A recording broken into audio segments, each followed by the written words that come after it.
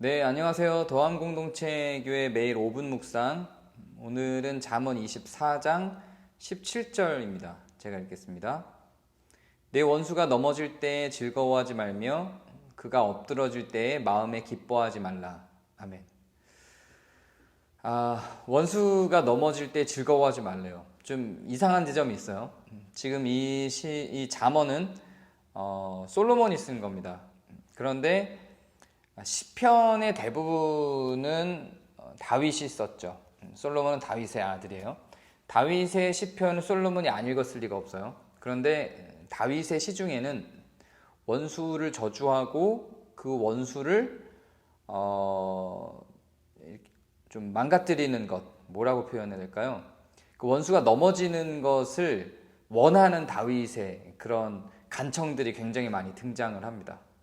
그런데 솔로몬은 그걸 다 읽었을 텐데 왜 다윗이 하는 말과 다른 말을 하는 걸까요? 그리고 어떤 것이 하나님의 뜻에 더 맞는 걸까요? 지금 시점에서 바라보면 너무 자명하죠.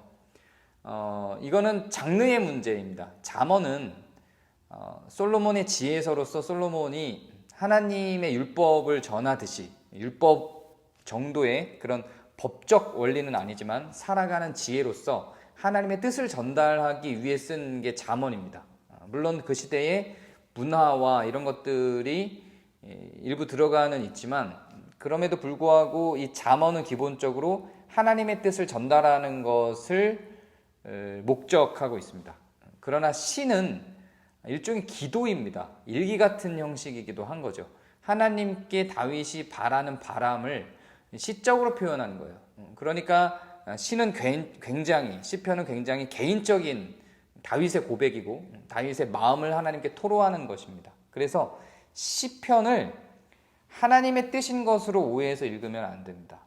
그러나 잠언은 상당 부분이 물론 문화적으로 들어가 있는 게 있기 때문에 분별을 해야 되지만 상당 부분이 명제적으로 나온 건 하나님의 뜻을 기록하고 있는 것입니다. 그래서 시편의 경우와 잠언의 경우에 상반되는 표현이 굉장히 많아요. 이걸 일치시켜서 읽어서는 안 됩니다. 그러면 굉장히 많이 모순되는 결과를 초래하죠. 그래서 시편을 읽는 방식과 잠언을 읽는 방식을 달리해야 되고 시편은 개인적인 고백으로서 어떻게 하나님과 기도할지 하나님에 대해서 다윗이 어떻게 생각했는지를 정황과 상황을 전제하고 읽어야 되는 책이고요. 잠언 같은 경우는 하나님의 뜻을 왕으로서의 솔로몬의 시각으로 백성을 위해서 백성을 향해서 전달하는 것이라고 생각하는 것이 적절합니다. 그럼 오늘의 이 말씀 분명히 원수고 나에게 피해를 주었던 대상인데 그 원수가 잘못된 것을 달가워하지 말라고 하는 표현이니까요. 이걸 우리는 어떻게 받아들여야 될까요?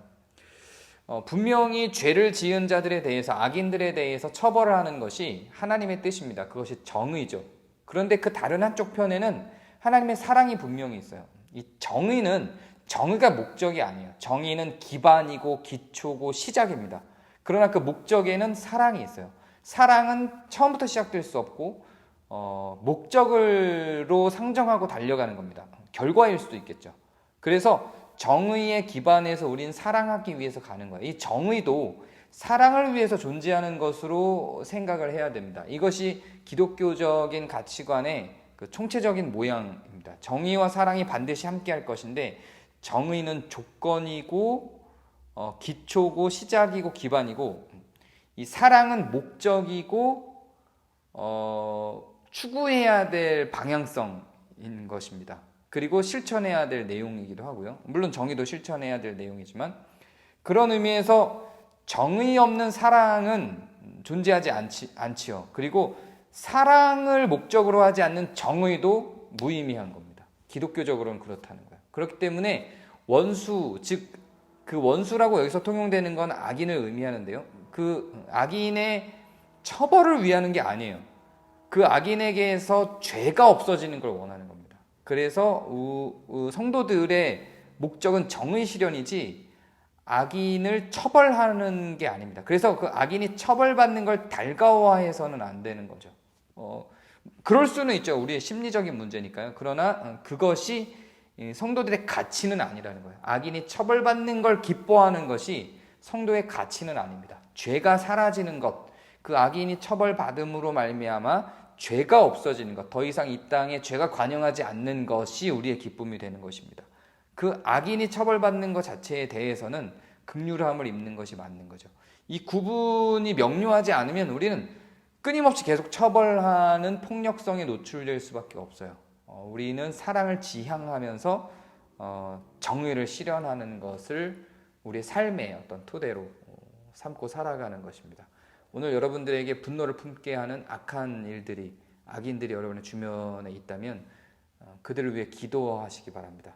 그리고 그들이 그 악으로부터 벗어나도록 하기 위해 기도하고 그걸 권고하시기 바랍니다. 그리고 그들이 돌이킨다면 사랑으로 품고 용서하시기 바랍니다. 만약에 그렇지 않는다면 처벌하는 길로 갈 수밖에 없는 것이고, 그 처벌 이후에 그들이 사랑으로 말미암아 하나님께 의인으로 나아오기를 기대하는 마음으로 처벌을 해내시길 바랍니다. 정의와 사랑이 온전히 우리 가운데 있는 그런 하루가 되기를 바랍니다. 감사합니다.